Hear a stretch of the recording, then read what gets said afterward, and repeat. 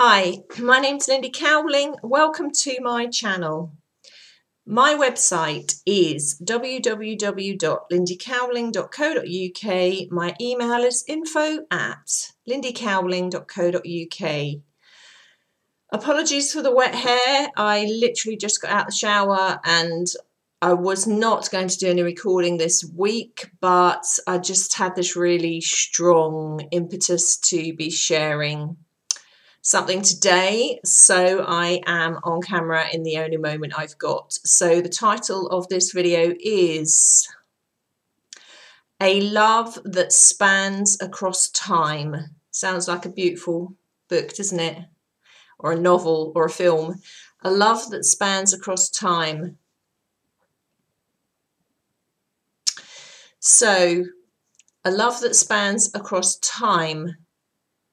This is our understanding of what twin flames are. This is our understanding of what soulmates are.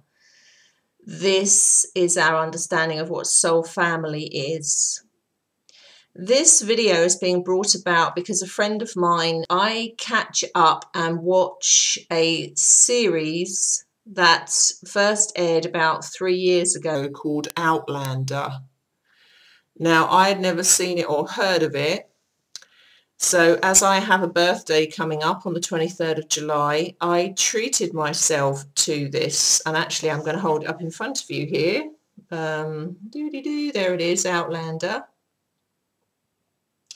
I purchased the whole box set of it, and they're about to film season 3. Oh no, sorry, they're filmed season 3, and that'll be out in September, I think, on in certain outlets. But this was the complete season 1 and season 2, so I kind of binge watched it in every spare moment I got. Anyway, I absolutely loved it. And this is what has kind of brought about this video, really. Because the whole concept of it, if you haven't watched it, I would recommend you get it.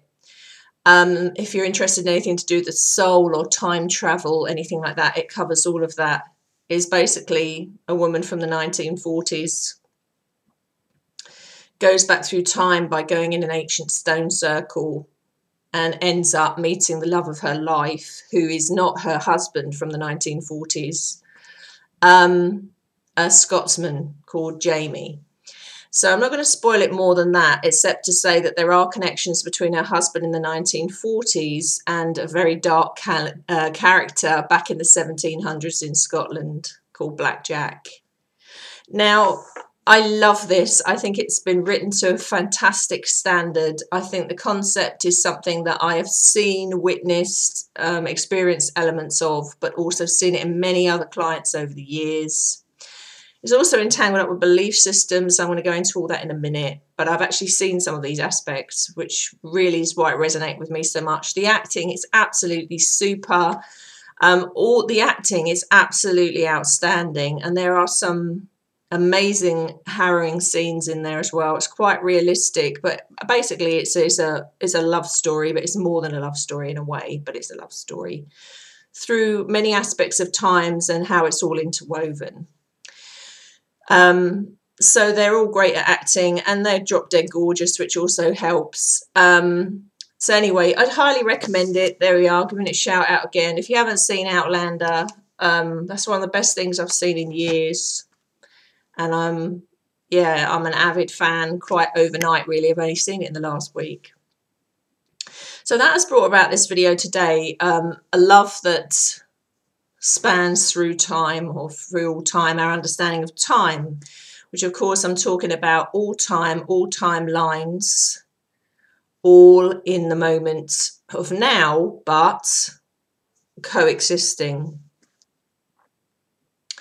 So as a therapist with 17 years experience in doing past life and future life progression, that is going in and out timelines from what we consider to be the past and the future and bringing them into this moment, I have seen many things, some of which would make your hair curl.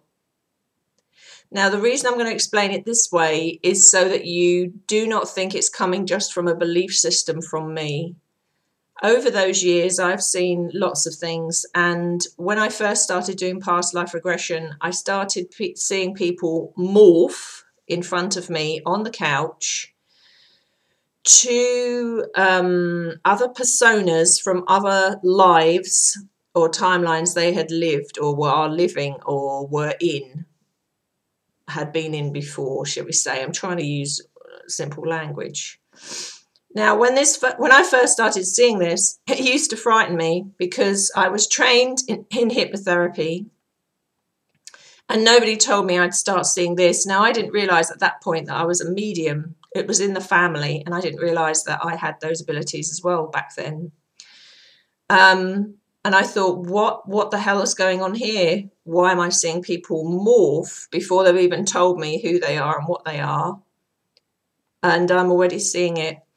And the reason being that they were entering a different state of consciousness at that point, not when I was helping them give up smoking or anything like that, but when I was helping them to go back into, let's say, other timelines or past lives, then they would definitely change. Their characteristics would change. And this is why I knew it was genuine. It wasn't somebody's imagination, because I was seeing them change. Before they were telling me what was happening, I could see it because their face wasn't their face anymore. It was transformed. So I've called this a love that spans all time, is because during the course of that work and during the course of my own lifetime's experience, there is often interplays of the same souls that have been familiar with one another before to come back around. And this is where people tie it into that karma or karmic wheel. And it is true. Excuse me, I've still got a lot of throat chakra stuff going on every time I'm trying to speak, basically. It is true to say that every time this has happened, there has been an interplay, an interwoven connection between, let's say, certain souls in certain lifetimes. Not always. Out of the many, many, many, many hundreds of sessions I've done over the years on that, that's not always the case, but it does come up a lot, where they will have an interaction or let's use love. Let's have a love story. They're with each other in medieval Britain. One or the other of them dies. And then you could do another regression on that person another time, later on, a year or two later. And that same character come up again in another timeline, in another life that they're interacting with. Now, my theory on this is that it may be that there is such a resonant connection or resonant frequency between them that there is validity in them keep coming around each other, not just because of the love, and we'll go into that in a moment, because of course the love is integral to all of it. But talking more on that, I'm not going to say sciencey side of it, but the energy side of it, it may be that there is great value to chucking in the same souls around each other in that melting pot for many occasions, because maybe they're each other's highest compatibility for a while, and there is stuff to play out there, like in a Shakespeare play, and they're the main characters. Certainly that's how I've seen it over the years. And what intrigues me is how you can have similar players interconnected. So the same person, let's say, play a certain role, like on a stage, and then they come into, they're in another timeline or another time, and they play something very contrasting to that. So it's like everybody playing a part, really. It does intrigue me. There are differences to this. It doesn't always happen that way, but it happens that way a hell of a lot. Enough for it to be, I could almost say, a kind of general rule. And this is based on 17 years working with people in this way.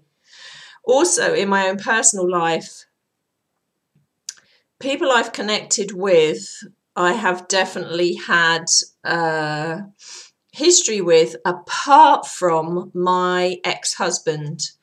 My lovely ex-husband, who I love dearly and is a good friend of mine.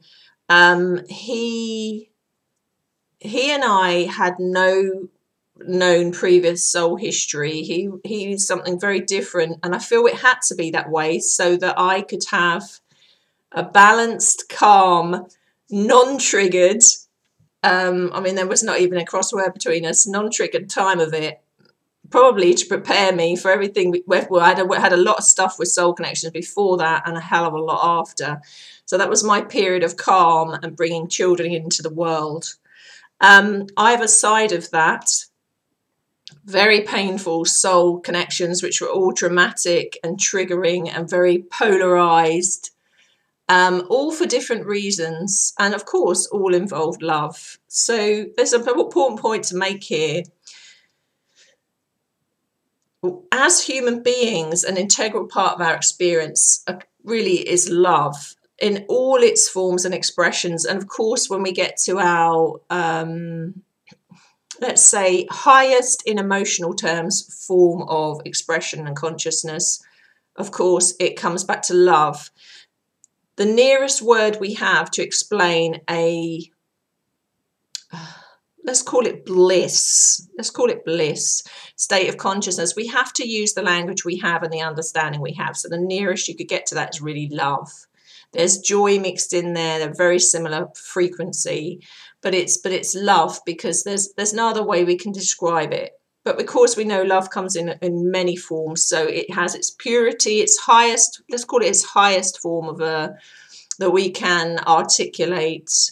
And then it comes down to its chemical form, its hormonal form, is the attraction form. You know, again, I don't want to be too analytical here, but explaining it energetically. So with this, love in all its forms, when you realize that that is the highest level of cell vibration, the highest level of perception, and yet is, let's say, it's grounded and anchored in reality. What comes after, I'm going to say next, after that beautiful, blissful love, what people call divine love, is actually neutrality. So what comes after that is a neutral state of consciousness, which can have, of course, love in it, but it's, how do I explain this? It's love in a neutralized form, and not so expressive way through the emotional pain body. It's more neutralized. I'm hoping I'm doing this justice explaining it this way. So when people say everything is love, actually in its highest form, and us in our highest form, operating as a human operating system through humans, us as humans, our highest vibration and our highest perceptual filter and the highest for our well-being is love and joy. I mean, they are partners in the same bed, love and joy. We can go beyond that to a neutral state of consciousness, which does not mean you don't feel anything and you're just like a zombie. It's like, oh, it's neutral. I'm just trying to explain it in sense of concepts as if you really, I think what I'm describing here is, I was going to say out of body. It used to be out of body to experience that, but now it can be experienced within body. I guess it's that awareness and that embodiment without the strong emotional context with it. So anyway, I've deviated a bit. So this love across all time, or across time, I've seen this in people and I've experienced it. So in the soul connections, I've had my ex-husband excluded because that was something very different again, but just as, in fact, more integral in some ways. Very different, but without him, I wouldn't have my beautiful boys, and I wouldn't have had the quality of life that I had with him. So, you know, is integral to it too. The soul connections I had before my ex-husband came in my life, and also after, or the back end of that, very different, but there was definitely past, let's call it past life history, other timeline history. How do I know this? Because I had memory of it. Now, again, critics of this could say, well, you would probably just were kidding yourself. Did you really have memory of it? All I can say is in those early years, I wasn't working as a therapist, and I wasn't working in past life regression or anything. Certainly what I came to see later on backed up everything that I'd experienced personally, because I saw it in other people. Was it because I believed I would see it in other people? No, because I did not pass on that belief to the other people I was working with, and I was seeing them morph to what they reported back to me before it actually came out of their mouth. And like I say, when it first happened, it frightened me. It frightened me so much I walked away from doing past life regression for a year, because I thought, oh, I don't like this. I'm seeing them morph like that. But then I just came back to doing it. I got so used to it. Believe me, it's been like living in a Harry Potter film. All aspects of things I've experienced in my life now. So I didn't bat an eyelid after a while, but it did scare me at first. So the common denominator here is, as they had been around each other in other timelines, in other lives, experiencing things. And it seemed that there were certain, let's call them key players, like players in a play on the stage, that kept coming in, not always playing the same role, but playing sometimes a very different role, and sometimes a very polarized form of that role. And my personal theory on that now is, maybe they remained or were a very close match in frequency and vibration for each other, apart from, of course, and in addition to the love. And so they kept coming around each other because they were still a very high or identical match for one another to experience life in different forms and in different ways. And again, across all times, across all realities, and in parallel realities. Certainly in the experiences I had, in the more, I'm not going to put this in a category because, of course, this would apply to any close soul connections, but I definitely experienced this under the umbrella of twin flame union. I definitely experienced it under the umbrella of soul family, and definitely like what people call soul mates, if you like. These kind of categories. In other words, these people I had history with, remembered history with, and in some occasions they also remembered it. So it didn't just come from me, they also remembered it. So a clear example of this would be a catalyst I had that had history with me in Ireland. History in another time in Ireland, not in this life. That was a very strong memory and a recognition, and had a huge effect on his spiritual energy. He didn't remember it in that way, but it affected his spiritual energy massively. Definitely affected mine, and I had that memory. Within the trajectory of twin flame union, absolute definite memory, no more than memory there, because we were, just like I used to see the patients on my couch morphing, we were morphing in front of each other, and it was witnessed by others.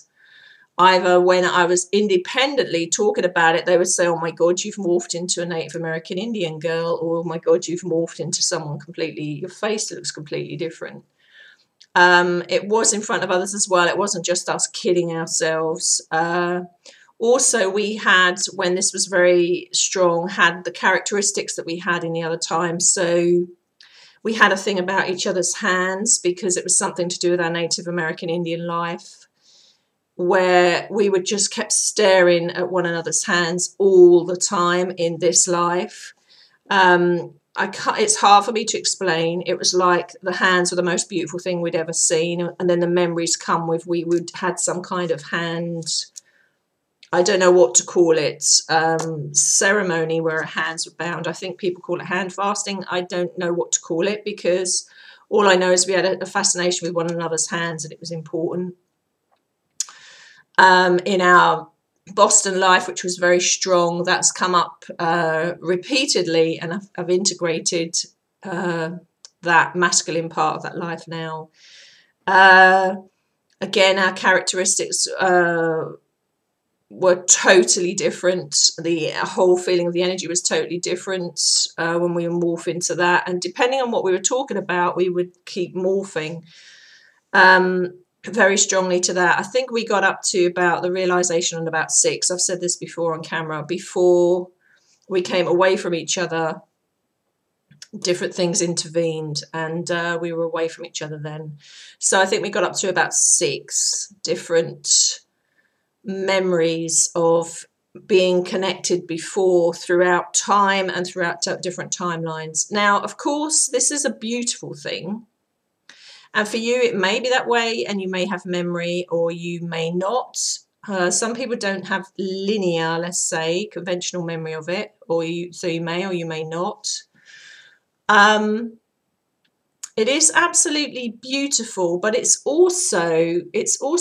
can also be very painful, because if you have real linear, real mind memory of being with someone, whether that is a twin flame or a soulmate, or it doesn't really matter what name we put on this. We're talking about us as human beings experiencing these experiences. If you have that memory of being around them, and of course the loss that goes with it, so however they died in that time, or however you died in that time, or however you was apart from each other in that time, that all goes on top of the very real experience that you're having in this second now.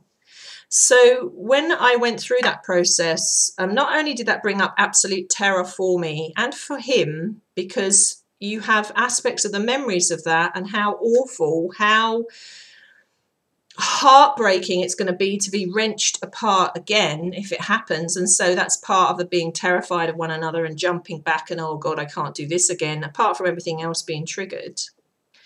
Of course, this does add on to the very real fear of it, but also the very real pain of it. And it really is. I mean, I think you can see in the earlier videos I did when I was going through so much pain and suffering over that. You can see it in my eyes. You could see the way I was in those videos, even though I feel what I was sharing was articulate and valid. You can see the amount of pain I was still going through. It was still very raw. And what I can say is it's devastating, which is why you cannot really, as a general rule, you don't walk around remembering all the connections you had in every lifetime all the time, because actually it would drive you nuts, because we're here to experience in this second now, because it is all about this second now. And it's just too painful, and it can mess you up too much to have that actual full memory of all that at the same time. And of course, sometimes in these connections, that is what happens. Not always. And in some ways, I would say people are blessed not to have that, because it's too painful. Or it can be very painful. It's painful until finally it's healed. So if there is history of abandonment in all the timelines and all the lives in that soul, until that, let's call it a core soul wound, until that real deep wound is healed, it remains painful. Then it's not painful anymore, but you do go through a grieving process. Of course you do, because if that person isn't around you, or you're not around them anymore, still on a very deep level, there is always the memory of all the other timelines and all the other times. you know, and there is that real, again, love on all levels again. So we can't, of course, this is all a process, but and I break it down quite, I'm going to say quite articulately into a process, but we cannot take love out of the ingredients because love is at the heart of it. We can't take the very human, because that makes us not human anymore, you know, and we are human. We experience things through our life experience, through life force, through emotion. So why, again, you know, this is where it can be painful in the series, which of course is totally fictional, but I think it's brilliant. It touches on so many, let's call it genuine aspects of how these processes work. When I don't want to ruin it for people, but I'm going to call it this. There's a period of separation, shall we say, between the two lead characters. She goes back to, let's call it her original timeline, her original time. And basically, she has a choice. She has to either, you know, she has to go get on with, let's say, a more conventional life with a really lovely guy, her original husband, and still loves her original husband, but it's not the connection or the great love she has with the guy in Scotland in another time. And I can't say any more because season 3 hasn't come out yet and I haven't seen it, but I've got an idea where it's going to go anyway. Anyway, it's a similar kind of thing. When you're in a situation where you've experienced something that is hard to articulate, and for many of you that have experienced something like this, you'll know exactly where I'm coming from. It does change your perception. You are forever changed by it. It does bring you down to your knees, and then you go through a very intense baptism of fire, not a literal death, but a death to who you were and a rebirth to who you truly are. But it's a ghastly, painful process when you're going that way round. Other people will not have to go that way round. People connect at linking at all different levels. You don't have to come in at that end of the spectrum, but I'm talking to the people that have. And so as you come through that process and out the other side, you're different to how you were before you went in. You are transformed because you've gone through something that's hard to articulate, really. How do I put this? In some ways, okay, let's do the la-la bit first. In some ways, you realise that nothing can really truly be lost, that it is all experience, and if you go into the highest expression of it as that love and experience and it all being for a reason and that perception, that is very helpful, and actually that's realistic.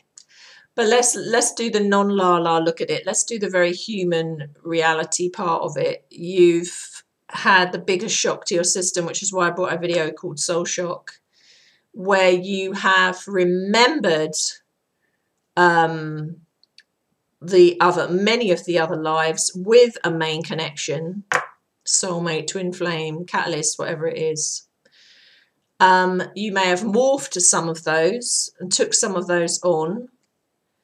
You have remembered and perhaps even re-experienced the experience you had there, including the highs and the lows and the loss and the deaths and the re-grieving for that, all on top of what's happening in your current thing now, whether you're around each other or then it happens again and you're away from each other because it doesn't come together in a way that you would both like. It's hard really to explain what a shock that is to the system and how devastating it is for people when you are going through that, as it was for me.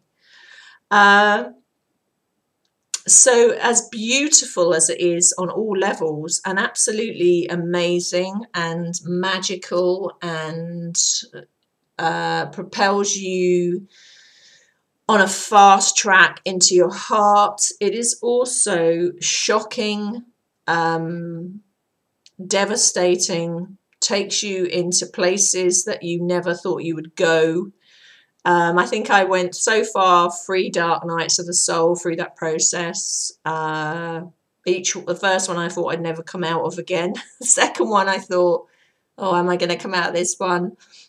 It never, they all, every time you go through a dark night of the soul, it's not the same as it was before. It's like a spiral action. So you revisit it, but on a higher level until there's nothing to revisit, basically. You know, get to that neutral state of consciousness. But while you're starting at the bottom of that spiral, clearly it sucks. You know, it sucks. Again, we all try and run away from doing that very personal part of the work because we don't want to look there and it hurts. It's important to say that some of what we experience there is not all ours. It's the belief systems and the programmings in those timelines or in us now, or, you know, that is affecting that, and the archetypal stuff that we have got linked into and taken on. I mean, while we're talking about this, an important aspect I'm going to say here is, having said all what I've just said, there are very strong belief systems around soulmates and very strong belief systems around twin flames and very strong belief systems around all of this, and almost like the archetypal fairy tale. I'm gonna put my very balanced hat on here and say there are absolute elements of truth in that. But I think where it also causes people pain is where they hang on to the fairy tale bit of it.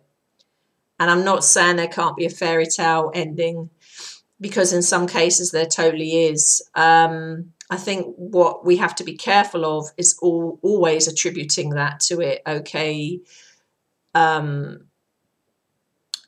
be that fairy tale ending to it in the end. There may be a fairy tale ending, but it may be a fairy tale ending not in the way you expected, or with other aspects coming in equally, that you know that you may get the ending that you desired after going through, you know, a certain process.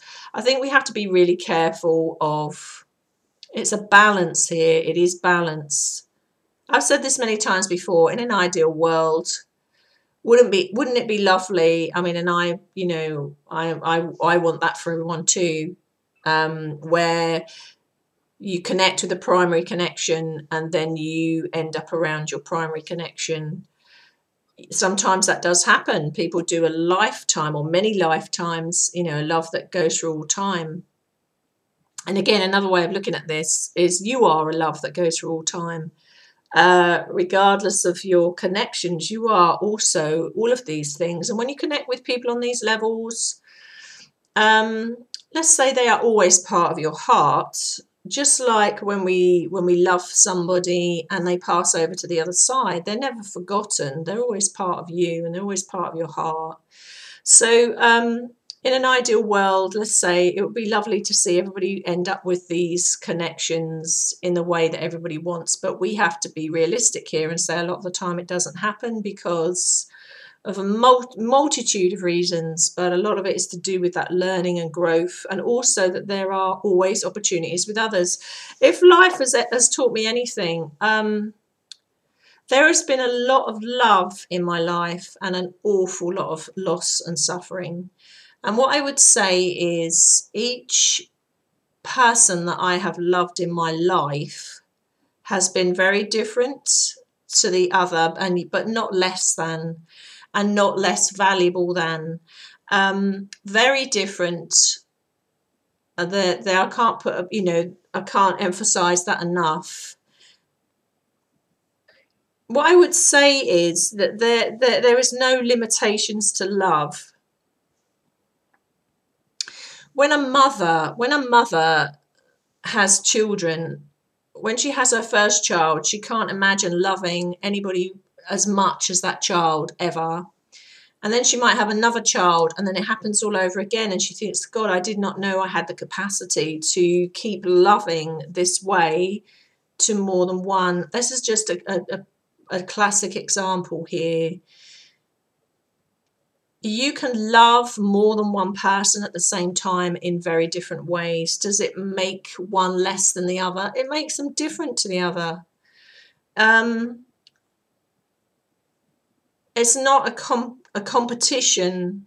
You know, you can love in very many different ways, and you can love in a multitude of ways. And when you come into the heart, you you find that you connect with people in love in an infinite amount of ways, and they're not connected to you in friendship or romantically or any way like that, but yet you still feel this love for them.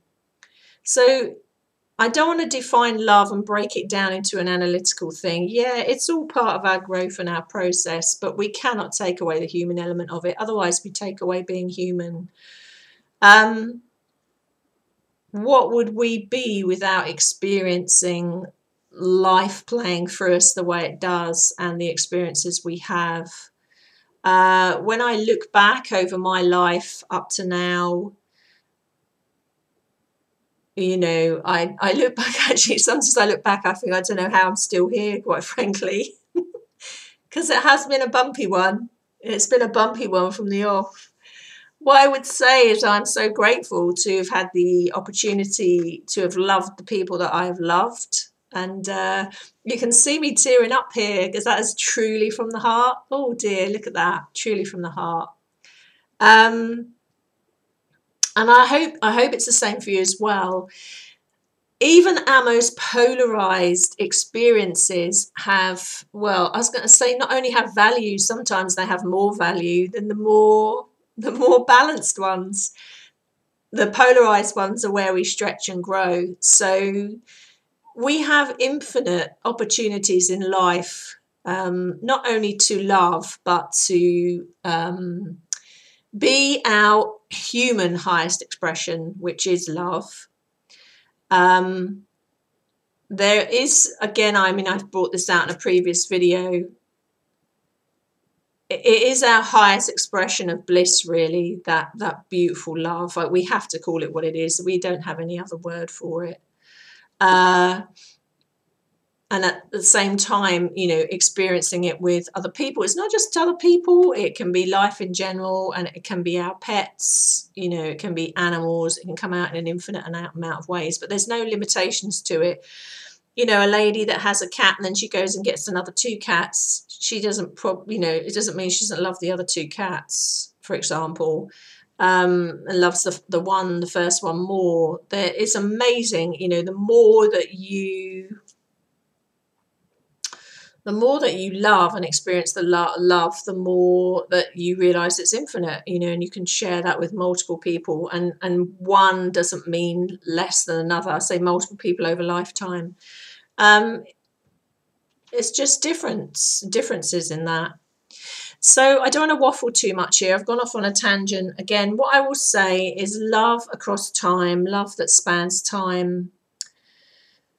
I've definitely experienced that, lived through it personally. As you know, this is an experiential channel. I've seen it in other people. I've seen them morph to this and connect with characters that they have connected with before, let's say in other lives or other timelines. Excuse my throat again. So I know let's call it a reality. There is an archetypal, and there is a belief system in one true love and one great love and one soulmate, and I have seen aspects of that play out. Yes, it's a belief system as well that can cause people a lot of joy, but also a lot of pain, feeling that there is one, the only one, and only ever the one, until they get to a state of consciousness where they realize, just like I said earlier, that there is no limitations to love. Love is infinite, and that there are many expressions of love. But that the amazing, I want you to take from this really the amazing and magical aspects of it, that, well, really the infinite aspects of it, really, that through all times, all timelines, and all realities, we have the ability to experience this. And it's a balancing act. We can learn through these experiences and take those highest levels of experience into our consciousness to expand our consciousness. Somewhere along the line, we all get tangled up in our very human part of it, in the trauma or the roller coaster or the loss or the remembrance or the very deep soul remembrance of it, if it's not linear. And yet still that's part of the process. If you're on that trajectory, it's part of the process. I hope what you take with this really is that that expansion that you have as a result of this will never go away. That's the greatest gift of all. It will never go away. That heart expansion you have will never go away. That love and that awareness of who you are will never go away. And the people that we interact with in the interplay of life, those that we have loved and those that are no longer with us for whatever reason, they are still part of that expansion. They're like little drops of water into that overall pool, if you like, all making up that amazing consciousness that we are. So they are all part and parcel of that picture. And of course, until we take our last breath on this earth, we still have the ability to keep connecting and keep loving and keep living and to keep experiencing in very genuine ways, you know, with people. And I say until we take our last breath, but then we just go into another state of consciousness, and so it continues infinitely. So I hope you take that with you. Take the higher aspect of this, the beautiful, magical aspect of this. As you know, all my videos are anchored in a kind of reality as well. Anchoring it into reality so that it doesn't just remain out there la la and woo woo. I hope you found that interesting. And again, if you are involved on that trajectory in any way whatsoever, it's a genuine experience. I mean, your hormones and your chemistry are genuine. Your love is genuine. The experience is genuine. It has great value. And it is adding to your heart expansion. It's adding to your consciousness. And it's adding to that infinite love that us in our highest form of emotional expression are, and that we can experience. And in that sense, nothing is lost, but everything is gained. On that note, I will love you and leave you. As always, thank you for watching. Thanks for subscribing. Look after yourselves. See you again soon. Bye.